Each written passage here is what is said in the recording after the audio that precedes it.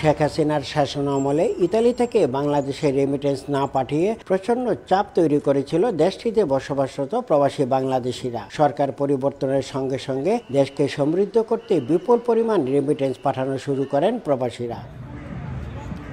এবার রেমিটেন্স পাঠিয়ে আগের সব রেকর্ড ভেঙে দিয়েছে ইউরোপের দেশ ইতালি। 2024 সালে 1300 মিলিয়নেরও বেশি ইউরো পাঠিয়েছেন প্রবাসী বাংলাদেশিরা, যা 2023 সালের তুলনায় প্রায় 150 মিলিয়ন ইউরো বেশি। রেমিটেন্সের এই ধারা অব্যাহত থাকবে বলে আশা করছেন প্রবাসী ব্যবসায়ীরা।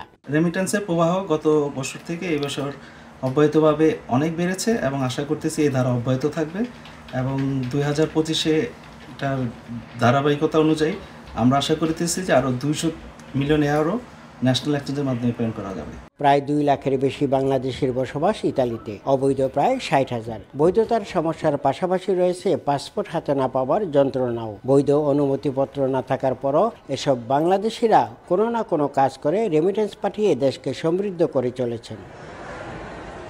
ইতালির রোম থেকে হাসান মাহমুদ, সময় সংবাদ।